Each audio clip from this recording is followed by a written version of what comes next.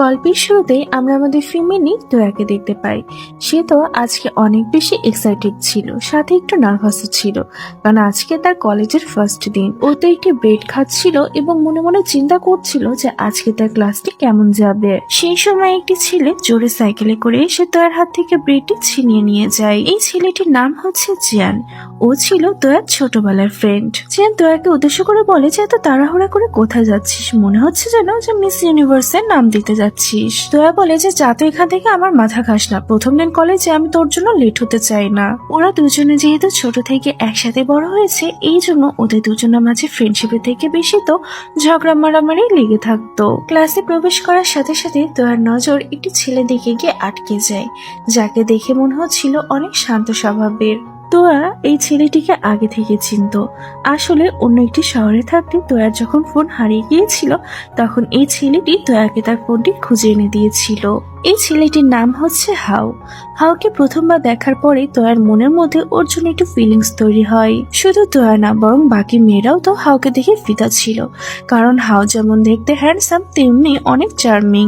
তোয়ার ভাগ্য তো অনেক ভালো ছিল। এখানে আমরা দেখি যে হাউয়ের সিট তোয়ার পাশের সিটে পড়েছে, আর এটি দেখে তো বাকি মেয়েরা অনেক বেশি জেলাস ফিল করছিল। তোয়া সিটে বসার পরে হাউকে জিজ্ঞাসা করে যে তোমার কি আমার কথা মনে আছে। হাউ একটি স্মাইল দিয়ে বলে যে হ্যাঁ, তোমাকে কিভাবে ভুলতে পারি, তবে তুমি আগের থেকে এখন আরো বেশি প্রিটি হয়ে গিয়েছো। এই কথাটি শোনা মাত্রই তো পিছনে বসে থাকা জিয়ানের জেলাসি লেভেল একদম হাই হয়ে যায়। এই জন্য ওদের দুজনের কথার মাঝে মাঝে দয়াকে বিরক্ত করতে থাকে, যার ফলে তো ওদের দুজনের মাঝে আবারও ঝগড়া শুরু হয়ে যায়। কিছুক্ষণ পরে টিচার ক্লাসে আসে এবং হাউকে সবার সামনে এনে ইন্ট্রোডিউস করে। টিচার হাউয়ের উদ্দেশ্যে সবাইকে বলে যে হাউ আমাদের কলেজে নতুন ট্রান্সফার হয়ে এসেছে এবং সে অনেক বেশি ব্রিলিয়ান্ট। এসব কথা শুনে তো জিয়ানের মন আরো বেশি খারাপ হয়ে যায়। ক্লাস শেষ করে জিয়ান একটি দোকানে ঢোকে এবং সে সেখান থেকে লুকিয়ে লুকিয়ে চিপসের প্যাকেট ছিঁড়তে থাকে। কিন্তু ওর তো কপালটাই খারাপ, কারণ দোকানদার ওকে দেখে ফেলেছে। আর ইনি আর কেউ না, বরং জিয়ানের বাবা। জিয়ানের বাবা তো তাকে বকা দিতে যাচ্ছিল, কিন্তু তখনই সেখানে তোয়া চলে আসলে সাথে সাথেই তো ওনার মুডটা চেঞ্জ হয়ে যায়। তোয়াকে দেখা মাত্র সে বলে যে মা, তোমার কি লাগবে। এটা বলেই সে দোকানের সব থেকে বড় চিপসের প্যাকেটটি তোয়াকে দিয়ে দেয়। এটা দেখে জিয়ান বিজ করে বলতে থাকে যে মনে হয় ওটি আপনার আসল মেয়ে, আর আমি তো আপনার একটি স্যাম্পল মাত্র। বাসায় ফেরার সময় তোয়া খেয়াল করে যে তার মা সবজির ব্যাগ নিয়ে তার বাসার দিকে যাচ্ছে। এটি দেখে তো তোয়া তার সাইকেলের স্পিড আরো বেশি বাড়িয়ে দেয়, কারণ সে তার বাসার অভ্যন্তরের ব্যাপারটা অনেক ভালো মতনই জানতো। কারণ যখনই তোয়ার মা বাইরে যেত, তখনই তোয়ার বাবা তার বন্ধুদের নিয়ে গেম খেলাতে ব্যস্ত থাকতো, যেটি তোয়ার মা একদমই পছন্দ করতো না।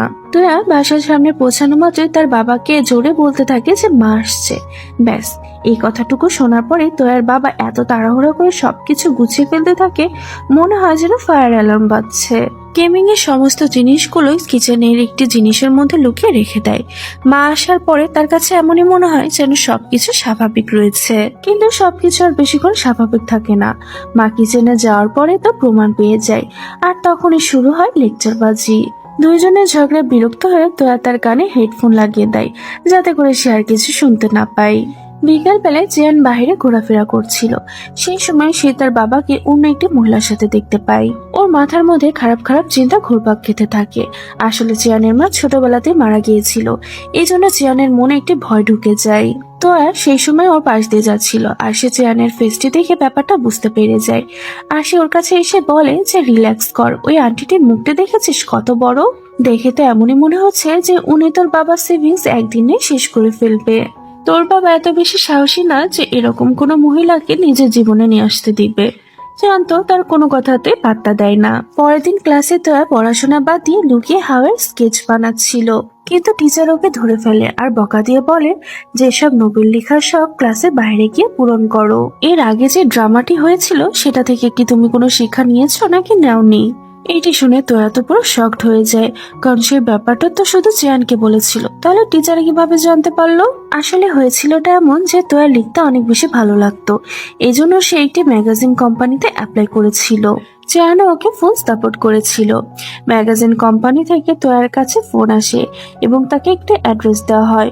তোয়া তার বাবার থেকে টাকা নিয়ে সেই অ্যাড্রেসে চলে যায়। সেখানে যাওয়ার পরে একটি মহিলা ভুল বুঝিয়ে তার থেকে টাকা নিয়ে তাকে অন্য একটি জায়গাতে পাঠিয়ে দেয়। সেখানে যাওয়ার পরে তোয়া ব্যাপারটা বুঝতে পারে যে তার সাথে আসলে স্ক্যাম করা হয়েছে। তোয়া তার বাবার এত কষ্টের টাকা এইভাবে ফুরিয়ে ফেলেছে ভেবে তো তার অনেক বেশি কষ্ট লাগে। তাই সে কান্না করতে করতে চেয়ানকে ফোন দেয় আর তাকে বলে যে প্লিজ তুমি আমাকে এখান থেকে নিয়ে যাও। কিছুক্ষণ পরে চেয়ান যখন সেখানে আসে তখন সে দেখে যে তোয়া একটি ছেলেকে এখান থেকে চলে যাওয়ার জন্য বলছে। ওই ছেলেটা আসলে হাও ছিল, আর এটাই সেদিন ছিল যেদিন তোয়া তার ফোনটি হারিয়ে ফেলেছিল এবং হাও তাকে ফোনটি খুঁজে এনে দিয়েছিল। এখানে আসার পরে রাত হয়ে যায়, আর এই শহরে যেহেতু তারা নতুন ছিল তাই তাদেরকে একটি হোটেল বুক করতে হয়। তবে হোটেলে আর কোনো রুম ছিল না, মাত্র একটি রুম ছিল, যার কারণে তাদেরকে একটি রুম শেয়ার করে থাকতে হয়। রুমের মধ্যে যাওয়ার পর ওরা বুঝতে পারে যে এই রুমটি তো একটি রোমান্টিক কাপলদের জন্য তৈরি করা হয়েছে। চ্যান তোয়াকে বলে যে তুমি বেডে ঘুমাও, আমি সোফাতে গিয়ে ঘুমিয়ে পড়ছি। তোরা হাসতে হাসতে বলে যে বেডে তো এত জায়গা রয়েছে, তাহলে তোমার বেডে শুতে কি প্রবলেম। তখন চ্যান বলে যে এত বেশি বকবক করো না। এটা বলেই সে সোফাতে ঘুমিয়ে পড়ে। চ্যান গভীর ঘুমের মধ্যে ছিল, কিন্তু তার ঠোঁটে ছোট্ট একটি স্মাইল ছিল। আসলে সে তোয়াকে নিয়ে স্বপ্ন দেখছিল যে ওরা দুজনে সুন্দর একটি জায়গাতে আছে এবং চ্যান ওকে কিছু একটা বলতে যাচ্ছিল, কিন্তু তখনই একটি জোরে থাপ্পড় লাগে ওর গালে আর ওর ঘুমটি ভেঙে যায়। ঘুম ভাঙতে ও তার সামনে তোয়াকে দেখতে পায় আর মনে মনে ভাবে যে কিসের বদলে এভাবে আমি থাপ্পড় পেলাম। পরের দিন সকালবেলায় ওরা আবারও নিজেদের বাসাতে ফিরে আসে আর ওই ঘটনাটি ওখানে শেষ হয়ে যায়। সিন আবার প্রেজেন্টে চলে আসে। তো এত ভাবতো যে এই ইনসিডেন্টের ব্যাপারে কেউ জানে না, তবে গাও নামের একটি ছেলের কানে এই কথাটি কোনো না কোনো ভাবে পৌঁছে গিয়েছে আর গাও কোনো চিন্তা ভাবনা না করে সবার সামনে এই কথাটি বলে দেয়। তোয়া মন খারাপ করে একটি জায়গাতে বসেছিল। ওকে মন খারাপ করে দেখে হাও ওর কাছে এসে বসে আর বলে যে আজকে তোমার মন কেন খারাপ। তোয়া প্রথমবার কারোর সামনে মন খুলে সমস্ত কথা বলে দেয়। হাও এইসব কথা শোনার পরে তো তোয়াকে আশ্বাস দেওয়ার চেষ্টা করে। চ্যান যখন এটি দেখে তখন তো সে অনেক বেশি জেলাস ফিল করতে থাকে। এই জন্য সে ওদের দুজনের মাঝে গিয়ে বসে পড়ে আর সে তোয়াকে বলে যে তোয়া, টিচার আমাকে রিয়েল লাইফে যে অ্যাসেটা দিয়েছিল সেটা আমি এখনো কমপ্লিট করতে পারিনি, প্লিজ আমাকে একটু হেল্প করে দিতে পারবা। তোয়া কিছুক্ষণ চুপ থাকে, তারপরে ওর থেকে সে কপিটি নিয়ে নেয় আরো অনেক সুন্দর হ্যান্ডরাইটিং এর মাধ্যমে এসেটি কমপ্লিট করে লিখে দেয়। পরের দিন ক্লাসে টিচার সবার এসের কপি চেক করছিল আর সে চ্যানের কপিটিকে আলাদাভাবে রেখে দেয়। আর তারপরে সে বলে যে এই অ্যাসিডটার মধ্যে একটি আলাদা ধরনের ফিলিংস রয়েছে, তাই চ্যান তুমি নিজে এসে এই অ্যাসিডটিকে সবার সামনে পড়ে শোনাও। চ্যান তো খুব কনফিডেন্টলি সবার সামনে এসে অ্যাসিডটি পড়তে থাকে। প্রথম দিকে ভালোই যাচ্ছিল, কিন্তু যতই চ্যান অ্যাসিডটি পড়তে যাচ্ছিল ততই তো সবাই অনেক বেশি হাসাহাসি করতে শুরু করে দেয়। অ্যাসে এমন ছিল যেন কোনো মেয়ে তার মনের কথাটি এর মাধ্যমে লিখে দিয়েছে। পুরো ক্লাস তো হাসতে হাসতে পুরো মেতে উঠেছিল আর তোয়া তো মনে মনে অনেক বেশি খুশি হচ্ছিল। ক্লাস শেষ করার পরে চ্যান তোয়ার কাছে যায় আর ওকে বলে যে তুমি এটা ইচ্ছে করে করেছো তাই না। তোয়া বলে যে আজকের পর থেকে তুমি আমার সাথে আর কথা বলবে না। এটা বলে তোয়া সেখান থেকে চলে যায়। চ্যান তো ওখানে বসে থাকে, ও তো বুঝতেই পারছিল না যে হঠাৎ কি হয়ে গেল। কিছুদিন পরে সিন দেখানো হয়, তোয়া হসপিটালে আসে। আসলে কিছুদিন ধরে ওর শরীরটা খুব একটা ভালো যাচ্ছিল না। রিপোর্ট হাতে পাওয়ার পরে তোয়ার ফেসটা পুরো ফ্যাকাশে হয়ে যায়। ডক্টর অনেক গম্ভীর স্বরে বলে তোমার নিউরোলজিক্যাল হেপাটাইটিস হয়েছে, রেগুলার চেক আপ করা প্রয়োজন। একটু যদি অন্যমনস্ক হও তাহলে এটা তোমার জন্য অনেক ক্ষতি বয়ে আনতে পারে। তো হয়তো এই ব্যাপারটা তার প্যারেন্টসদেরকে জানায় না। স্কুলেও সে একদম চুপচাপ হয়ে গিয়েছিল। সে এক জায়গায় বসে থাকতো আর সবসময় অন্যমনস্ক হয়ে থাকতো। একদিন ক্লাস শেষ হওয়ার পরে তোর খেয়াল করে যে তার মেডিকেল রিপোর্টটি হারিয়ে গিয়েছে। সে তাড়াহুড়া করে মেডিকেল রিপোর্টটি খুঁজতে থাকে। হাও এটি দেখে ওকে জিজ্ঞাসা করে যে তুমি কি কিছু খুঁজছো। তোয়া তার প্রশ্নটিকে এড়িয়ে দিয়ে তাড়াতাড়ি করে সেখান থেকে চলে যায়। ওইদিকে একটি মেয়ের হাতে এই রিপোর্টটি পড়ে যায় আর সে কিউরিওসিটিতে এই রিপোর্টটি খুলে দেখে আর এখানে সিনটি কাট হয়ে যায়। সন্ধ্যার পরে তোয়া এবং হাও একটি জায়গাতে স্ট্রিট ফুড খেতে যায়। এটি সেই জায়গা ছিল যেখানে তোয়া একসময় চেয়ানের সাথে আসতো, কিন্তু আজ সিচুয়েশনটা পুরো আলাদা ছিল। ওই রাস্তা দিয়ে চেয়ানো যাচ্ছিল আর সে ওদের দুজনকে ভাবে দেখে ফেলে আর ওদেরকে দেখা মাত্র সে ওদের সাথে গিয়ে বসে। হাও জিজ্ঞাসা করে যে তুমি এখানে। চিয়ান কিছু বলতে যাচ্ছিল, তখনই তোয়া পা দিয়ে ওকে গুতা মেরে চুপ করিয়ে দেয়। আসলে তোয়া হাওকে বলেছিল যে সে এখানে সবসময় একা আসতো, আর এটা সে ওকে ইমপ্রেস করার জন্য বলেছিল। খাওয়া দাওয়া শেষ হওয়ার পরে হাও তোয়াকে বলে যে আমি আবারও তোমার সাথে এখানে আসতে চাই। চিয়ান হাত উঁচু করে বলে যে হ্যাঁ হ্যাঁ আমিও। তোয়া তো তখন পুরো রাগান্বিত হয়ে যায়। চিয়ান বুঝতে পেরে যায় যে তোয়া রেগে গিয়েছে। পরের দিন তোরা যখন ক্লাসে যায় তখন দেখে যে সবাই যেন তার থেকে দূরে দূরে থাকার চেষ্টা করছে। তোরা যেহেতু হেপাটাইটিস রয়েছে তাই কেউ মুখের উপর ওকে কিছু বলছিল না, কিন্তু সবার থেকে দূরে থাকার চেষ্টা করছিল। তবে সবার মধ্যে থেকে সে একটু আলাদা ছিল। সে তোরার জন্য ক্যান্টিন থেকে খাবার নিয়ে এসে মনটা ঠিক করার চেষ্টা করে, আর তোরাও একটু ভালো ফিল করছিল। কিন্তু তখনই কিছু ছেলেরা পিছন থেকে খারাপ খারাপ কমেন্ট করতে থাকে, আর তোরা তো খাবারটি না খেয়ে সেখান থেকে উঠে চলে যায়। হাও এসে ওকে বোঝায় যে চিন্তা করো না, এই অসুখটি ট্রিটমেন্টের মাধ্যমে ঠিক করা সম্ভব। তোয়া একটু রিল্যাক্স ফিল করতে থাকে। তখনই সেন নামের মেয়েটি এসে সিম্প্যাথি নেওয়ার চেষ্টা করতে থাকে। আসলে তো এটাই যে ওই এই কথাটি পুরো ক্লাসে ছড়িয়েছে। দ্বিতীয়বার হাও আবার ওর জন্য খাবার নিয়ে আসে এবং তো এবার আর ওকে মানা করতে পারে না। দূর থেকে চেনি সমস্ত কিছু দেখছিল। ওর মনটা তো অনেক বেশি ভারী হয়ে যায়। আর সে ব্যাপারটাও জানতে পারে যে কিছু ছেলেরা তো একে নিয়ে খারাপ খারাপ কমেন্টস করেছিল। চেয়ান তো নিজেকে আর আটকাতে পারে না, আর সে ওই ছেলেগুলোর সাথে গিয়ে মারামারি করে। যখন তোয়া ব্যাপারটা জানতে পারে তখন সে দৌড়ে ওর কাছে যায়। তোয়া কান্না করে বলতে থাকে যে আমি চাচ্ছিলাম না এই ব্যাপারটা কেউ জানুক, আমি হয়তো আর বেশি দিন। সেই সময় চেয়ান ওকে আটকাই আর বলে যে তোমার কিচ্ছু হবে না, আমি আছি তোমার সাথে। এরপরে আমরা দেখি যে চ্যান হাওয়ার গেমিং সেন্টারে পার্ট টাইম জব করতে থাকে, যাতে করে সে তোয়ার ট্রিটমেন্টের জন্য টাকা জোগাড় করতে পারে। একদিন ও শুনে ফেলে যে ওর বাবা এবং তোয়ার বাবা ওদের দুজনকে ভাই বোন বলছিল, আর এটি শুনে তো ওর মনটা পুরো ভেঙে যায়। এরপর থেকে ও তোয়ার থেকে দূরে থাকার চেষ্টা করে। তো এই ব্যাপারে ওকে জিজ্ঞাসা করলে ও তো ওকে ফুল ইগনোর করে। পরবর্তী সিনেমা দেখতে পাই যে একটি অনুষ্ঠানে তোয়াকে স্পিচ দেওয়ার জন্য ডাকা হয়। তোয়া তো মন খুলে তার সাথে যা যা ঘটে গিয়েছে, তার অসুস্থতা সবকিছুর ব্যাপারে সে সবাইকে সত্যটা বলে দেয়। ও আরো বলে যে সবাই যখন আমার থেকে দূরে সরে গেল তখন শুধুমাত্র একটা মানুষ আমার সাথে ছিল, সেটি হচ্ছে আমার বেস্ট ফ্রেন্ড চিয়ান। এটি শুনে চিয়ান স্টেজের উপরে যায় এবং সে তোয়াকে জড়িয়ে ধরে। ওরা দুজনেই তো এখানে অনেক বেশি ইমোশনাল হয়ে গিয়েছিল। আস্তে আস্তে তো ওদের ফ্রেন্ডরাও এগিয়ে আসে, চারিদিকে পুরো স্তব্ধ হয়ে গিয়েছিল। বেশ কিছুদিন পার হয়ে যায়। কলেজে তো এখন সবাই অনেক বেশি আনন্দে ছিল, কারণ ফেস্টিভ্যালের দিন অ্যানাউন্স করা হয়েছে। চারিদিকে তো সবাই তাদের পারফরমেন্সটা কিভাবে করবে সেটা নিয়ে প্র্যাকটিস করে যাচ্ছিল। আর এদিকে তোয়া, চ্যান এবং হাও ডান্সে তাদের নাম লেখায়। বিকেল বেলায় ওরা ছাদে গিয়ে প্র্যাকটিস করতে থাকে। প্রথম দিকে সবকিছু তো ভালোই চলছিল।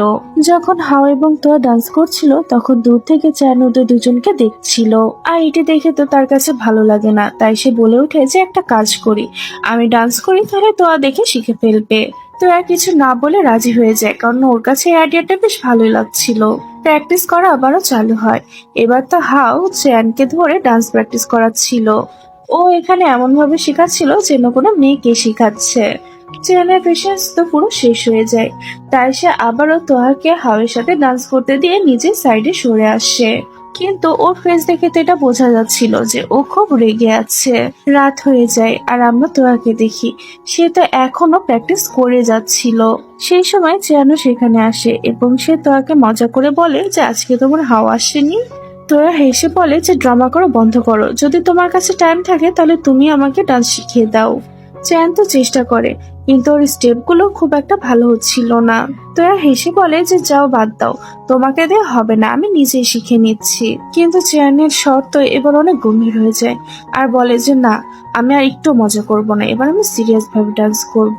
এটি বলেই তো ও তোর সাথে ডান্স করা শুরু করে দেয়। আর এবার তো ওর স্টেপগুলো অনেক সুন্দর হচ্ছিল। ওরা দুজন মিলে খুব সুন্দরভাবে ডান্স করতে থাকে। এখানে তো ওরা দুজনে একে অপরকে দেখে যাচ্ছিল। পরবর্তী সিনে আমরা দেখতে পাই যে বেশ কিছুদিন পার হয়ে গিয়েছে আর চিয়ান তো একটি শপ থেকে তোয়ার জন্য জুতা কিনেছে।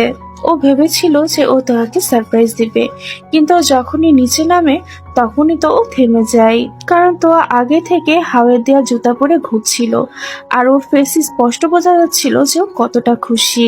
এই জন্য চিয়ান তার নিয়ে আসা জুতাটি আর ওকে দেয় না, ও চুপচাপ ওটিকে ফেরত দিয়ে দেয়। এরপর আমরা দেখি যে ফেস্টিভ্যালের দিনটা চলে আসে। আজকে তো তোয়াকে একটু অন্যরকম লাগছিল। তোয়ার সৌন্দর্য দেখে তো আজকে সবাই ওর অনেক প্রশংসা করতে থাকে। চেয়ান তো শুধু ওকে দেখে যাচ্ছিল, তোয়ার উপর থেকে তোর নজর সরছিলই না। প্রোগ্রাম তো কিছুক্ষণের মধ্যে শুরু হতে যাচ্ছিল, তবে হাও গায়েব ছিল, কারণ হাওয়ের বাবা তাকে একটি রুমের মধ্যে লক করে রেখেছিল। কারণ ওনার কাছে মনে হয় যে এসব কিছু করা মানে টাইম নষ্ট করা। শান এসে এই ব্যাপারটা তোয়া এবং চ্যানকে বলে। চ্যান তখন বলে যে ঠিক আছে, তোমরা এখানেই থাকো, আমি ওকে নিয়ে আসছি। চ্যান কিছু ফ্রেন্ডদেরকে নিয়ে হাওয়ের বাসার সামনে যায় এবং নিচ থেকে হাওয়ের নাম ধরে ডাকতে থাকে। হাও ওদের শব্দ পেয়ে ওর জানালার দিকে আসে। চ্যান বলে যে জানালা থেকে লাফ মারো, কিচ্ছু হবে না। অনেক চেষ্টা করার পরে তো হাও নিচে নেমে আসে। এখান থেকে তোরা দৌড়ে কলেজের পারফরমেন্সে চলে যায়। আর এদিকে আমরা দেখি যে তোরা তো একাই স্টেজে উঠে আসে।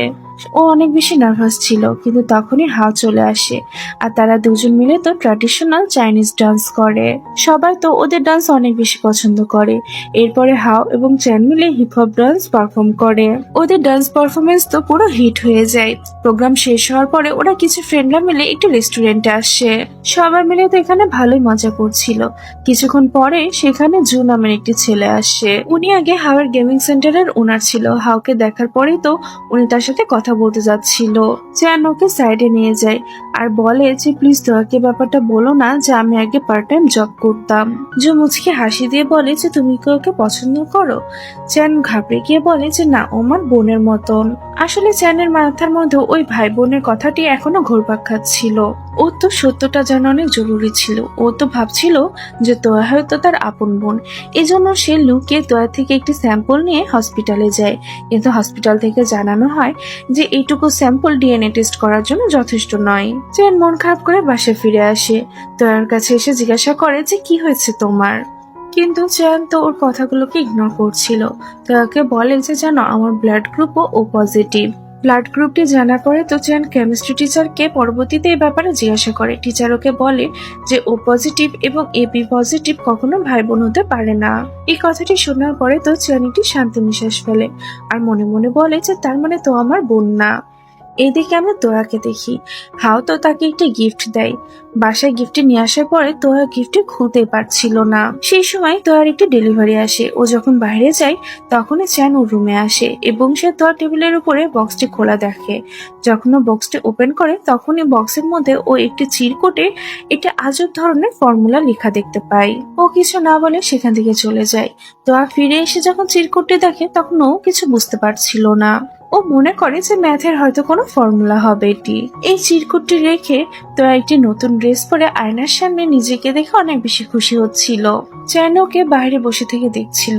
ও ভাবছিল যে ওই চিরকুটটি পেয়ে তোয়া অনেক বেশি খুশি, কিন্তু তোয়া তো আসলে নিজেকে দেখে খুশি হচ্ছিল। পরবর্তীতে ব্যাপারটা জানা যায় যে এই ফর্মুলাটি আসলে একটি প্রপোজাল। হাওয়া আসলে ম্যাথের মাধ্যমে তো একটা প্রপোজ করতে চাচ্ছিল। তোয়া যখন কলেজে যায় তখন হাওয়াকে জিজ্ঞাসা করে যে তোমার অ্যান্সারটা কি। তোয়া তো কিছু না বুঝে হ্যাঁ বলে দেয় আর এটি শুনে তো হাওয়া অনেক বেশি খুশি হয়ে যায়। পরবর্তীতে আমাদের শ্যানকে দেখানো হয়। সে এসে হাওকে প্রপোজ করে, কিন্তু হাও তো ওকে মানা করে দেয়। শ্যানের মনটা তো পুরো ভেঙে যায়। ওর কাছে মনে হয় যে সবকিছু তোয়ার কারণেই হয়েছে। তাই সে রাগান্বিত হয়ে কিছু গুন্ডা হায়ার করে। আর একদিন দেখা যায় যে তোয়া কিডন্যাপ হয়ে গিয়েছে। চিয়ান এবং তোয়ার প্যারেন্টসরা ওকে খুঁজতে থাকে। শেষ পর্যন্ত চিয়ান একটি শুনশান বিল্ডিং এ তোয়াকে খুঁজে পায়। ও তোয়ার দিকে যেতে যাচ্ছিল, কিন্তু পিছন থেকে কেউ একজন এসে লোহা দিয়ে ওর মাথায় আঘাত করে। ও নিচে পড়ে যায় আর মাথা দিয়ে রক্ত বের হচ্ছিল। কিন্তু তারপরে সে তোয়াকে আশ্বাস দিয়ে বলে যে তোয়া ভয় পেও না, আমি আছি তোমার সাথে। গুন্ডাগুলো তো এসে তখন চিয়ানকে মারতে থাকে। তোয়া তো তখন ওর জন্য খুবই কান্নাকাটি করতে থাকে আর গুন্ডাগুলোকে বোঝাতে থাকে যেন তারা ওকে না মারে। গুন্ডাগুলো তো তোয়াকেও একটি মার বসিয়ে দেয়। সেই সময় চিয়ান নিজের সর্বস্ব দিয়ে তোয়ার সামনে চলে যায় এবং সব আঘাত সে নিজের শরীরে নেয়। তোয়া তো অসহায়ের মতন শুধু চিয়ানকে দেখে যাচ্ছিল।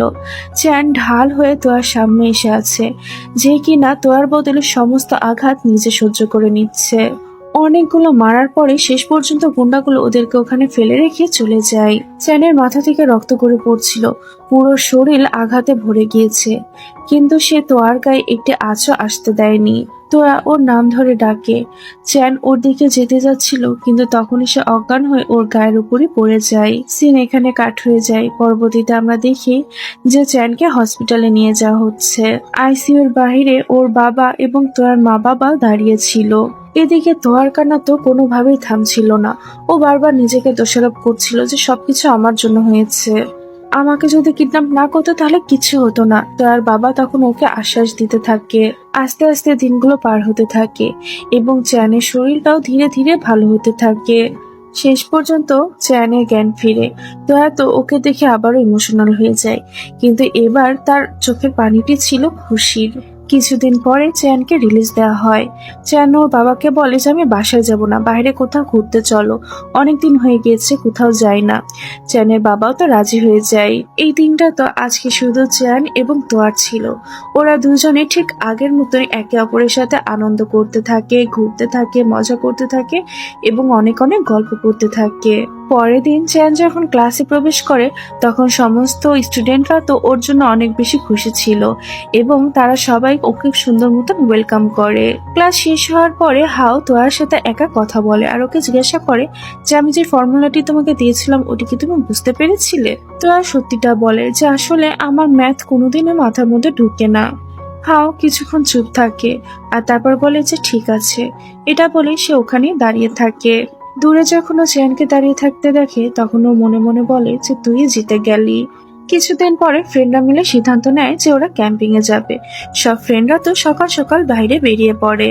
এখানে আসার পরে তো সব ফ্রেন্ডরা একে অপরের সাথে অনেক বেশি মজা করতে থাকে। দিনটা যে কিভাবে পার করে ফেললে ওরা তো টেরই পায় না। রাতের বেলায় ছেলেদের এবং মেয়েদের আলাদা আলাদা টেন্ট বানানো হয়। টেন্টের মধ্যে তোয়া এবং ভ্যান কথাবার্তা বলছিল। এখানে ভ্যান ওকে মজা করে জিজ্ঞাসা করে যে তোমার কেমন টাইপের ছেলে পছন্দ। পাশের টেন্টে থাকা হাও এবং চ্যান মিলে তো ওদের কথাগুলো অনেক মনোযোগ সহকারে শুনছিল। তোয়া বলে যে যে ছেলেটা অনেক বেশি ফানি হবে। এদিকে হাও চ্যানকে বলে যে তুমি যখন হসপিটালে ছিলে তখন আমি দেখেছি তোয়া তোমার জন্য কত বেশি টেনশনের মধ্যে ছিল। চ্যান একটু হাসি দিয়ে বলে যে ও সবার সাথে এমন বিহেভি করে। ক্যাম্পিং শেষ হওয়ার পরে তো সব ফ্রেন্ডরা অনেক মেমোরি ক্রিয়েট করে ফিরে আসে।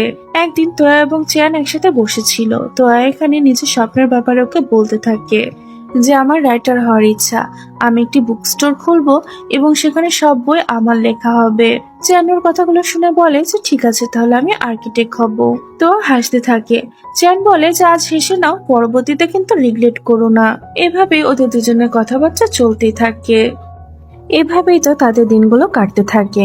তাদের এক্সামও শেষ হয়ে যায় এবং রেজাল্টটা চলে আসে। সবাই পাশ হয়ে গিয়েছে এবং তারাই এবার 12th ক্লাসে শিফট হয়েছে। সবাই তো অনেক বেশি খুশি ছিল। এবার সবার গরমের ছুটি দেওয়া হয়। ছুটির মধ্যে একটি দিন অনেক স্পেশাল ছিল, কারণ চিয়ানের আজ বার্থডে ছিল। ফ্রেন্ডরা তো ওকে উইশ করে আর সবাই মিলে প্ল্যান করে যে ওরা বাইরে কোথাও ঘুরতে যাবে।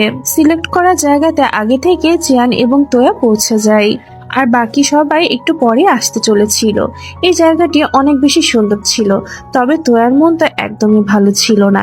এই জন্য চিয়ান তো তোয়ার মুডটি ভালো করার অনেক চেষ্টা করতে থাকে আর ফাইনালি তোয়ার মুডটা ভালো হয়ে যায়। কিন্তু সেই সময় আবহাওয়াটি চেঞ্জ হয়ে যায় আর হঠাৎ করে অনেক বেশি বৃষ্টি পড়তে শুরু করে। দুজন তো দৌড়ে গিয়ে একটি জায়গা নিচে গিয়ে আশ্রয় নেয়। সেই সময় ওদের কাছে ওদের ফ্রেন্ডের ফোন আসে আর তারা জানায় যে তারা রাস্তার মধ্যে আটকা পড়ে গিয়েছে, আজ হয়তো তারা আর আসতে পারবে না। ফোন কাট করার পরে তো তোরা মন খারাপ করে বলতে থাকে যে ভেবেছিলাম আজকে সবাই মিলে তোমার এই দিনটাকে অনেক স্পেশাল ভাবে এনজয় করব, কিন্তু দেখো আমরা দুজনই থেকে গেলাম। চ্যান বলে যে দুটা মানুষও তো যথেষ্ট, আমরা দুজন মিলে আজকের দিনটাকে অনেক বেশি স্পেশাল করে তুলবো। তো কিছুক্ষণ পর ওকে জিজ্ঞাসা করে যাচ্ছে তোমাকে কি আমি একটা কথা জিজ্ঞাসা করতে পারি? আমাদের ক্লাসের বা আমাদের কলেজের কোনো মেয়েকে কি তুমি পছন্দ করো? চ্যান ওর দিকে তাকাই। ওকে সে কিছু একটা বলতে যাচ্ছিল কিন্তু সে বলতে পারে না। কিছুক্ষণ পরে তোরা ওর অ্যান্সারটি শোনার বদলে ওর কাঁধে মাথা রেখে ঘুমিয়ে পড়ে। এখানে তো ওরা দুজনে অনেক ক্লোজ অবস্থায় ছিল। চ্যান তো শুধু তোয়াকে দেখে যাচ্ছিল। বৃষ্টি থামার পরে ওরা দুজন মিলে একসাথে বাসার দিকে রওনা দেয়। রাস্তার মধ্যে তোয়া চ্যানকে একটি গিফট দেয়। চ্যান অনেক এক্সাইটেড হয়ে গিফটটি খুলে দেখে যে এটি একটি লকেট এবং লকেটের মাঝে তার এবং তোয়ার একটি পিকচার রয়েছে। এটি দেখে তো চান অনেক বেশি খুশি হয়ে যায়, কিন্তু এরপরে সে তোয়ার সাথে মজা করে বলে যে মনে হচ্ছে এটি কোনো চিপ দোকান থেকে নেওয়া হয়েছে। এটি বলে সে লকেটটি নিজের গলায় পরে ফেলে। তোয়া একটু রাগ করে বলে, যদি সস্তা মনে হয় তাহলে গলায় কেন পড়লে, আমার গিফট আমাকে ফেরত দাও। এইটা বলে তো ওদের দুজনের মাঝে আবারও খুনসুটির ঝগড়া বেঁধে যায়। অন্যদিকে আমাদের চেয়ানিয়ার বাবাকে দেখানো হয়, সে হসপিটালে এসে ডক্টরের মুখে কথা শুনে তো তার ফেসের এক্সপ্রেশনই চেঞ্জ হয়ে যায়। বাসায় ফিরে আসার পরে চেয়ান লক্ষ্য করে যে তার বাবা অনেক শান্ত হয়ে আছে। এরপরে একদিন চেয়ানের বাবা এবং তোয়ার বাবা কিছু জরুরি বিষয় নিয়ে কথাবার্তা বলছিল, কিন্তু যখনই চেয়ান এবং তোয়া ওখানে পৌঁছায় তখনই তো ওরা দুজনে চুপ হয়ে যায়। এইভাবে একদিন গরমের ছুটি শেষ হয়ে যায় এবং তাদের ক্লাস আবারও শুরু হয়ে যায়। টিচার ক্লাসে এসে বলে দেয় যে এবার আর কোনো মজা মাস্তি না, তোমাদের সামনে শুধুমাত্র একটি গোল, সেটা হচ্ছে এক্সাম। সবাই তো টিচারের কথা শুনে অনেক সিরিয়াস হয়ে যায়। রাতের বেলায় তোয়াকে দেখি সে তো রুমের মধ্যে বসে পড়াশোনা করছিল। এদিকে তোয়ার মা বাবা ফোনে কথাবার্তা বলছিল। আসলে তোয়ার মা কিছু কাজের কারণে বাইরে ছিল কিছুদিন ধরে। এখানে তোয়ার বাবা বলছিল যে চেয়ানের বাবা এখন চেয়ানের আসল মাকে খুঁজে বের করার চেষ্টা করছে। ওরা বলে যে উনি তো প্রথমে বলেছিল যে সত্যটা কোনোদিন সামনে নিয়ে আসবে না, তাহলে আজ হঠাৎ এমনটা কেন করছে। তোয়া তো ওনাদের দুজনের সমস্ত কথা শুনে ফেলে, আর সে তো পুরো শকড হয়ে যায়। তোয়া ব্যাপারটা বুঝতে পেরে যায় যে চেয়ান তার বাবার নিজের ছেলে না। এই কথাটি শুনে তো তোয়া অনেক বেশি আপসেট হয়ে যায়, আর সারা রাত ধরে শুধু ওই কথা নিয়ে ভাবনা চিন্তা করতে থাকে। পরের দিন আমরা দেখি যে চেয়ানের বাবা সিদ্ধান্ত নেয় যে সে চেয়ানকে সমস্ত সত্য কথা বলে দিবে। তাই সে চেয়ানের কাছে গিয়ে বলে যে আমি তোমাকে কিছু বলতে চাই। এটা বলে সে বলে যে আমি তোমার জন্মদাতা পিতা না। চেয়ান হেসে দিয়ে বলে যে তুমি নিশ্চয় আমার সাথে মজা করছো, কিন্তু চেয়ানের বাবা তো গম্ভীর স্বরে বলে যে না, আমি সত্যি বলছি, আর তোমার আসল মা কোথায় এই ব্যাপারটা আমি জানতে পেরেছি। চেয়ানের বাবা সমস্ত সত্যটাকে বলতে থাকে যে তোমার জন্ম, কিভাবে আমি তোমাকে অনাথ আশ্রম থেকে নিয়ে এসেছি, সমস্ত কিছু। শেষ পর্যন্ত সে এটাই বলে যে তুমি সারা জীবন আমার কাছে তুমি নিজের ছেলের মতনই হয়ে থাকবে। চেয়ান তো ওনাকে কিছুই বলে না, এমনটা মনে হচ্ছিল যে ওর মনটা পুরো ভেঙে গিয়েছে। ও চুপচাপ বাসা থেকে বেরিয়ে আসে, তবে রাস্তার মধ্যে ওর সাথে তোয়ার দেখা হয়ে যায়। ও তোয়ার ফেস দেখে ব্যাপারটা বুঝতে পেরে যায় যে তোয়া সবকিছু জানতো। ও তখন ইমোশনাল হয়ে তোয়াকে জিজ্ঞাসা করে যে তুমি আগে থেকে সবকিছু জানতে, তাহলে আমাকে এতদিন কেন বলনি। তোয়া বলে যে আমি এই সত্যটা 2 দিন আগে জানতে পেরেছি, তবে বিশ্বাস করো আমাকে, এই সত্যটা বলার সাহস আমার হয়নি। আমি জানতাম এই কথাটা তোমাকে ভিতর থেকে কতটা ভেঙে দিবে, কিন্তু জানতো কোনো কিছু শোনার অবস্থাতেই ছিল না। ও কিছু না বলে দৌড়ে সেখান থেকে চলে যায়, আর তোরা তো চুপচাপ সেখানে দাঁড়িয়ে ওকে চলে যেতে দেখছিল। এইদিকে আমরা চেয়ানের বাবাকে দেখি, ওনার অবস্থাও তো অনেক বেশি খারাপ ছিল। উনি বলতে থাকে যে সব দোষ আমার, আমি আমার ছেলেকে সব সত্যিটা বললাম আর ও এভাবে আমাকে ছেড়ে চলে গেল। তো আর বাবা ওনাকে আশ্বাস দিয়ে বলে যে চিন্তা করো না, আমরা ওকে খুঁজে নিয়ে আসবো। ওরা তো তখন সব জায়গায় চেয়ানকে খুঁজে বেড়ায়, যেখানে যেখানে চেয়ানের থাকা উচিত। ওরা তো সব জায়গায় চেয়ানকে খুঁজে বেড়াচ্ছিল, কিন্তু কোথাওই চেয়ানকে পাচ্ছিল না। ওইদিকে আমরা চেয়ানকে দেখি, সে তো একটি জায়গাতে মন খারাপ করে বসেছিল, কিন্তু হঠাৎ করে চেয়ান উঠে দাঁড়ায় এবং সে নিজের বাসাতে চলে আসে। চেয়ানকে দেখে তোর বাবার খুশির আর ঠিকানা থাকে না। সে চেয়ানকে বলে যে তোমার মা তোমার সাথে দেখা করতে চাই। চেয়ান ওনাকে কিছুই বলে না, চুপচাপ দাঁড়িয়ে থাকে। পরের দিন কলেজে ওর সাথে তোয়ার দেখা হয়। তোয়া ওর কাছে এসে কথা বলার চেষ্টা করে, কিন্তু ওকে দেখে মনে হচ্ছিল না ওর তোয়ার প্রতি কোনো ইন্টারেস্ট রয়েছে। তোয়া বলতে থাকে যে আমাকে প্লিজ ক্ষমা করে দাও, আমার প্রথমে তোমাকে সমস্ত কিছু বলে দেওয়া উচিত ছিল। কিন্তু চিয়ান একটু হেসে বলে যে সমস্যা নেই, যা হয়েছে ভুলে যাও। এটা বলেই তো ও আবারও আগের মতনই তোয়ার সাথে কথা বলতে থাকে। বিকেল বেলায় তোয়া চ্যানের বাসাতে যায়। চ্যান তার বাসাতে বসে বই পড়ছিল, আর তোয়া চ্যানের বেডের পাশে নিচে বসেছিল। তখনই তোয়ার নজর বিছানার নিচের দিকে রাখা জুতার বক্সের দিকে গিয়ে পড়ে। বক্স থেকে জুতা জোড়া বের করে ও চেয়ানকে জিজ্ঞাসা করে এটি কি তোমার। চেয়ান তো ওকে কিছুই বলে না। এরই সাথে আমাদের একটি ফ্ল্যাশব্যাকের সিন দেখানো হয়। আসলে চেয়ান ওই দিন জুতা জোড়া ফেরত দিতে গিয়েছিল, কিন্তু সে ফেরত দিতে পারে না, তাই সে এটা আবারও নিজের সাথে করে নিয়ে আসে। সিন প্রেজেন্টে আসে। তোরা তো সমস্ত কিছু বুঝে গিয়েছিল, সে আর চেয়ানকে কিছুই বলে না। তোরা হাসতে হাসতে জুতো জোড়াকে দেখে আর বলে যে আমার এই জুতো জোড়া অনেক পছন্দ হয়েছে, শুধু দেখতে একটু অকওয়ার্ড। তখন চ্যান বলে যে এটি কি প্রশংসা ছিল নাকি ডাইরেক্ট অ্যাটাক। পরের দিন সকালবেলা চ্যান তাড়াতাড়ি করে রেডি হচ্ছিল, কারণ যে মা তাকে জন্ম দিয়েছে আজ সে তার সাথে দেখা করতে যাবে। যাওয়ার আগে চ্যানের বাবা তাকে বলে যে ওনার সাথে ঠিক মতন কথা বলো, নাহলে মনে করবে আমি তোমাকে ঠিকভাবে মানুষ করতে পারিনি। চ্যান তাকে ঠিক আছে বললে বেরিয়ে পড়ে। চেয়ানের যখন তার মায়ের সাথে দেখা হয় তখন তো সে অনেক ভয়ের মধ্যে ছিল, কারণ এত বছর পরে তার মায়ের সাথে তার দেখা হয়েছে। চেয়ানের মা তো তার জন্য একটি শার্ট বের করে, তবে চেয়ান তো চুপচাপ বসেছিল। মা সবকিছু বুঝতে পারে। সে চেয়ানকে জিজ্ঞাসা করে যে তুমি কি আমার উপরে এখনো রাগ করে আছো। চেয়ানের মা বলতে থাকে যে আমি কিছু জানতাম না, আমার বাড়ির লোক আমার থেকে সমস্ত কিছু লুকিয়েছিল। আর সে কান্না করতে করতে বলে যে আমি কোনোদিন সুযোগই পাইনি। চেয়ান তো শুধু ওনাকে দেখে যাচ্ছিল, কিন্তু সে কিছুই বলতে পারছিল না। অন্যদিকে আমরা তোয়ার বাসাতে চেয়ানের বাবা এবং তাকে বসে থাকতে দেখি। তোয়ার বাবা চেয়ানের বাবাকে বলে যে তুমি দিন দিন অনেক অসুস্থ হয়ে পড়ছো, তোমার চিকিৎসা করা প্রয়োজন। আমার মনে হয় তোমার এবার জানকে সত্যটা বলে দেওয়া উচিত। জানের বাবা বলে যে আমার ওষুধগুলো অনেক বেশি দামি, আর আমার শরীরও এখন আর আমার সাথে নেই বলে আমার মনে হচ্ছে। এখানে সত্যটা সামনে চলে আসছে। আসলে ওনার 2টা কিডনি নষ্ট হয়ে গিয়েছে, আর ট্রিটমেন্টের জন্য অনেক বেশি টাকার প্রয়োজন, আর তার কিডনিটাও ট্রান্সপ্লান্ট করতে হবে। তো আর বাবা বলে যে আমি যদি তোমাকে এই সময় সাহায্য করতে পারতাম তাহলে অনেক ভালো হতো, কিন্তু তোর চিকিৎসা করতে গিয়ে আমাদের হাতের অবস্থা একদম শেষ হয়ে গিয়েছে। চ্যানের বাবা বলে যে আমি আর চিকিৎসা করাতে চাই না। আমি চাই না যে আমার মৃত্যুর পরে চ্যানের হাতে আর কোনো টাকাই না থাকুক। আমার জমানো সমস্ত টাকাগুলো চ্যানের ভবিষ্যতের জন্য আমি রেখে যেতে চাই। ওইদিকে আমাদের চ্যানের এবং চ্যানের মাকে দেখানো হয়। এখানে চ্যানের মা বলে যে তুমি যদি আমার সাথে থাকো তাহলে তোমার বাবাও অনেকটা রিলিফ ফিল করবে। চ্যান তো চুপ থাকে। ওর চোখের সামনে শুধু ওর বাবার ফেসটাই ঘুরপাক খাচ্ছিল, যে কিনা বিনা স্বার্থে তাকে এতদিন ধরে লালন পালন করে এসেছে। চ্যান বাসায় ফিরে আসলে ওর বাবা ওকে জিজ্ঞাসা করে যে মায়ের সাথে দেখা হয়ে কেমন লাগলো। চ্যান বলে যে ঠিক ছিল। চ্যানের বাবা বলে যে আমি ভাবছি যে তোমার এক্সামের পরে তোমার মায়ের কাছে চলে যাওয়া উচিত, কারণ ওখানে তুমি অপরচুনিটি ভালো পাবে। চ্যান রেগে গিয়ে বলে যে তুমি আমাকে দূরে ঠেলে দেওয়ার এত জলদি কেন করছো। চ্যানের বাবা হেসে বলে যে আমি তো শুধু ভাবছিলাম, তবে আমি যদি কোনোদিন না থাকি তাহলে তোমাকে অনেক মজবুত হয়ে থাকতে হবে। এই সময় তো চ্যান তার বাবার কোনো কথার মানে বুঝতে পারে না। কিছুদিন পরে তাদের এক্সামের রেজাল্ট আসে, আর চেয়ান তো এই রেজাল্টে ফার্স্ট হয়। সবাই তো অনেক খুশি ছিল, তবে চেয়ান তো একটি জায়গাতে চুপচাপ বসে থাকে। পরের দিন আমরা দেখতে পাই যে তোয়া হসপিটালে আসে। চেয়ানের বাবা হসপিটালে বেডে শুয়েছিল। তোয়া বলে যে আঙ্কেল আমার মনে হয় চেয়ানকে এবার সমস্ত সত্যটা বলে দেওয়া উচিত। যদি দেরি হয়ে যায় তাহলে ও আমাদেরকে ভুল বুঝবে। চেয়ানের বাবা বলে যে ঠিক আছে, আমি নিজেই ওকে সমস্ত সত্যটা বলবো। পরবর্তী সিনে আমরা দেখি যে চেয়ান এবং তার বাবা সামনাসামনি বসেছিল।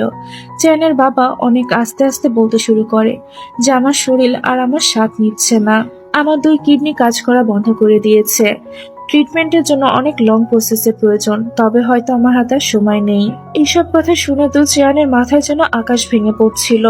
চেয়ান বলে ওঠে যে বাবা আমার কাছে তো 2টি কিডনি আছে, আমি একটা তোমাকে দিয়ে দিব, তাহলে দেখবে তুমি সুস্থ হয়ে যাবে।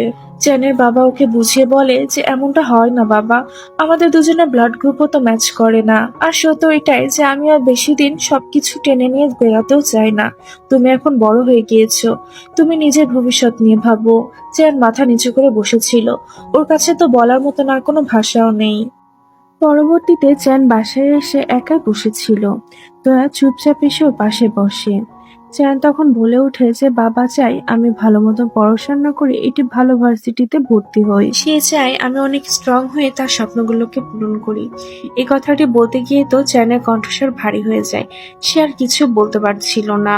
বাবার রুমের দরজাটি দেখলে আমার বুকের মধ্যে কেঁপে ওঠে। তার বিছানাটি দেখলে মনে হয় যে সে জন্য আর এই বিছানাতে বেশি দিন শুতে পারবে না, আর তার হাতের বানানো খাবারও হয়তো আমি আর বেশি দিন খেতে পারবো না। এই কথাটি বলেই তো যেন অনেক জোরে জোরে কান্না করতে শুরু করে। তোয়া ওকে শক্ত করে জড়িয়ে ধরে আশ্বাস দিতে থাকে। এরপর থেকে আমরা দেখি যে চ্যান সবসময় তার বাবার সাথে সময় কাটাতে থাকে। সে তার বাবার সাথে শেষ মুহূর্তটুকু খুব ভালোভাবে কাটাতেই চাচ্ছিল। একদিন আমরা দেখি যে চ্যানের বাবা তোয়ার বাবাকে ডাকে আর বলে যে আমি তোমার থেকে লাস্ট একটি সাহায্য চাই।